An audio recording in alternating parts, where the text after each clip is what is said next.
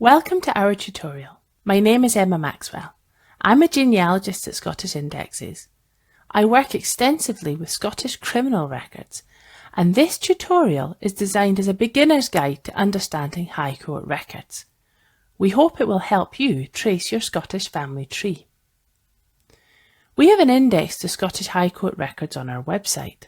We offer a research service where we locate and copy the High Court records for you. In this tutorial, you will discover why these records are so valuable when you're tracing your family history and what you can discover in them.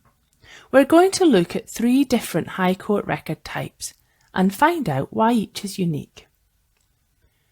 Common High Court records that we consult are precognitions, trial papers and minute books. There are other High Court records, some of which can be very useful in certain circumstances. But these are the main 3 record types that we use all the time. All historical High Court records are held by the National Records of Scotland in Edinburgh.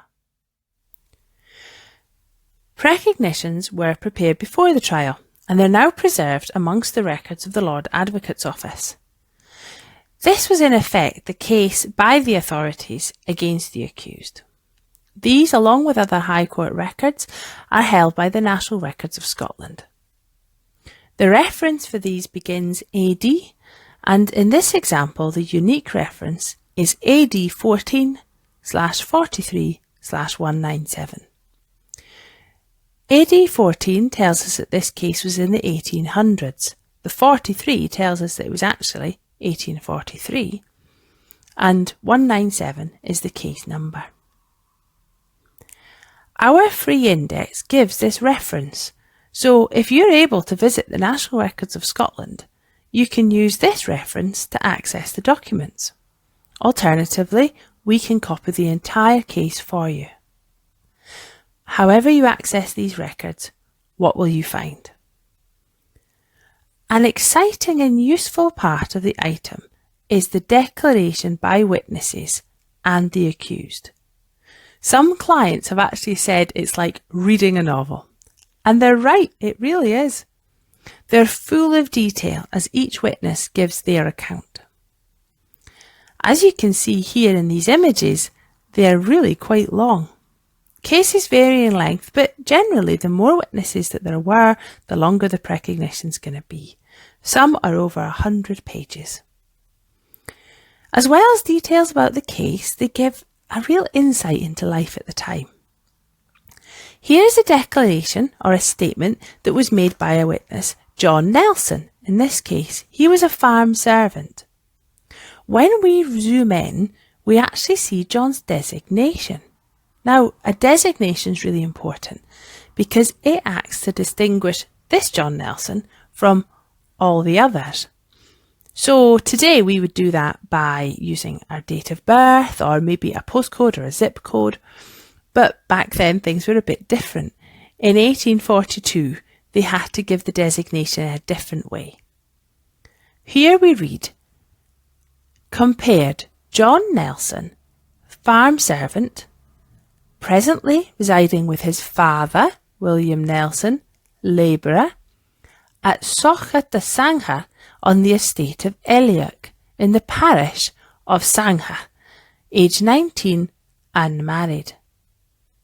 When we read on, the declaration also talks about his sister, that she was ill, and John had left the house to go to Sangha to get the surgeon. This was about 3 miles away. It's a small detail, but I find it interesting. It certainly helps me to think about how our ancestors lived and helps me to picture the scene. The reason we have this detail becomes clear as we read on. John is explaining why he happened to be out so late at night and saw the accused in the field with some sheep. Young John had happened upon a crime. He observed a man worrying a few sheep into the corner of the field. Finally, we come to the declaration of the accused. Again, we've got good genealogical information in this section, particularly his designation. Here we find that David Valence is a flesher in Thornhill, so a flesher is a butcher. He also says that he's not guilty. David now gives his account of the incident. He acknowledges that he had killed 8 sheep. This was part of his job as a flesher, but I like this bit. Upon being interrogated from whom he purchased them, declared, he does not incline to tell at the present. I think he's going to have to come up with something better than that. As well as the witness declarations, we can find other material in the precognition. Often there's a copy of the indictment. The records do vary though, and the detail varies too. The precognition then is the case against the accused, and this was created before the trial. So let's move on now and find out what the trial papers tell us.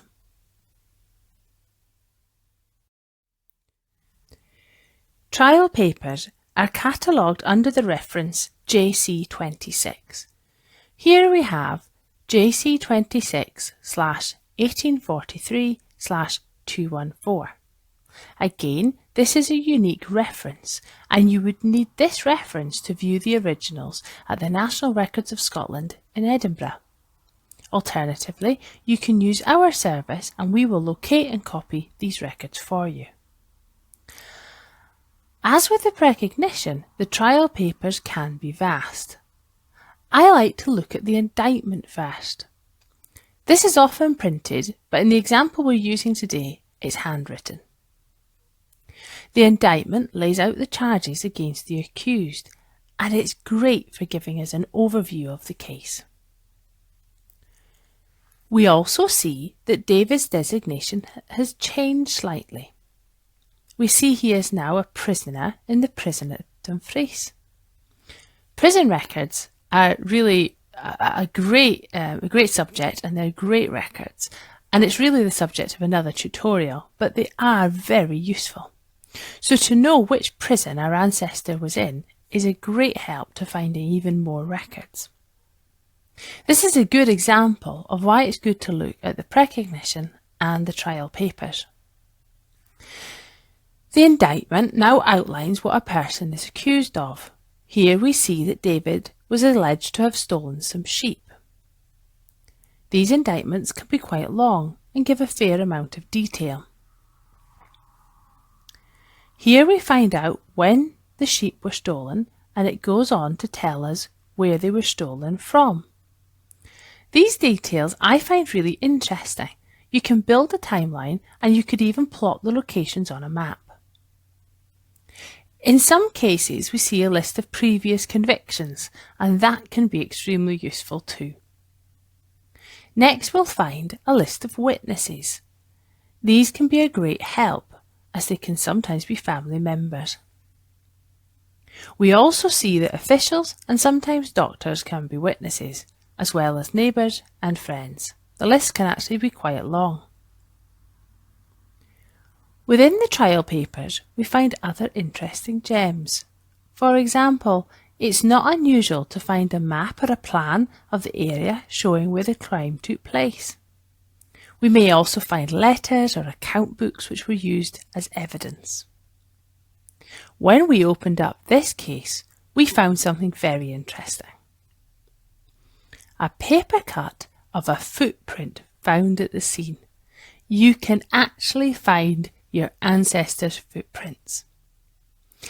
As well as this kind of paper evidence, the trial papers usually contain the declaration of the accused, a copy of which was often included in the precognition. There is a bit of a crossover, but it's good to look at both if possible, as we will then get the full picture of what's going on.